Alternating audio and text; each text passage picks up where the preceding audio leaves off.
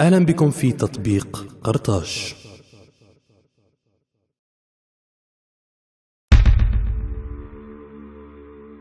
On the southern side of the Birsa Hill, many ruins have been discovered that indicate it was a residential area. Work carried out by a French group as part of the international campaign funded by UNESCO contributed to the spectacular reconstruction and greater understanding of Carthaginian habitations and town planning. Towards the end of the 1st century BC, and to serve the needs of a growing population, Carthage built a new quarter made up of several blocks divided up by large streets. The blocks were made up of several separate houses and artists' workshops.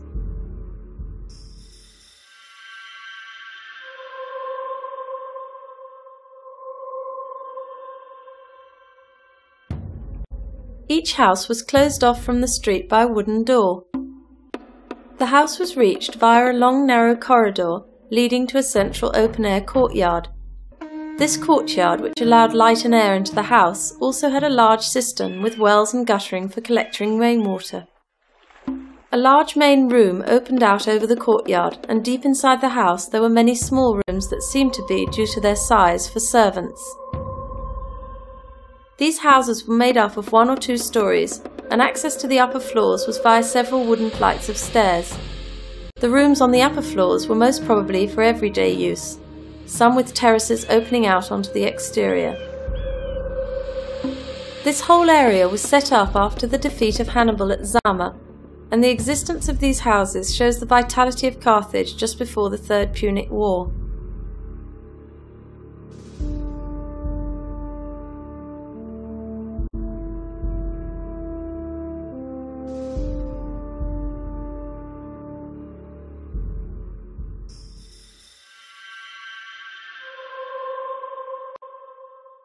A map has been reproduced showing that in each block the subdivision of the houses is repeated, sometimes with slight changes. The modest surface area, about 75 square metres, makes us think that the upper floors were probably for living in, and the ground floor for outbuildings and servants, as shown by the existence of large cisterns and water rooms.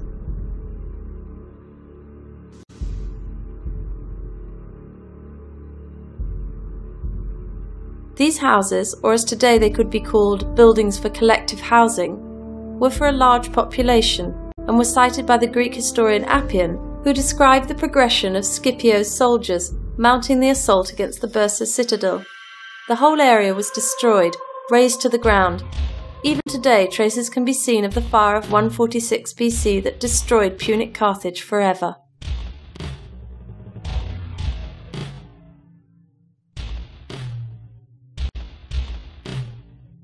A whole range of information on the population, their rights and their beliefs can be gleaned from the discovery of thousands of Carthaginian necropoli and funeral stelae, stone blocks arranged vertically above the sepulchres.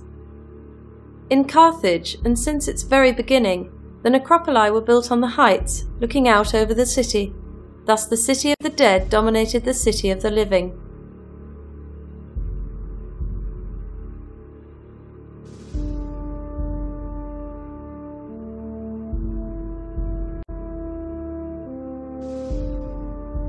Discovered at the end of the 19th century on the southern side of the Birsa Hill, the eternal resting place of Carthage's prominent citizens were dug and built on the land.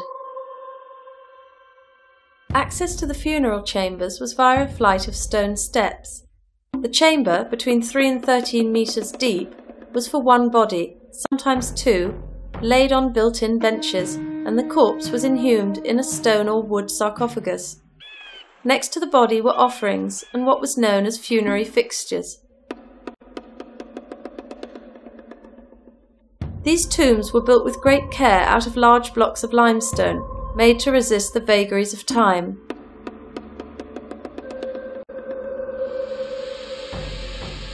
Another area for the dead was the Tophet of Carthage, the children's cemetery.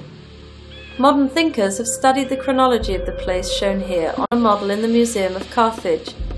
The calcified remains of children and animals are conserved in urns placed on stelae, which often have dedications on them to the goddess Tanit and to the god Baal Haman.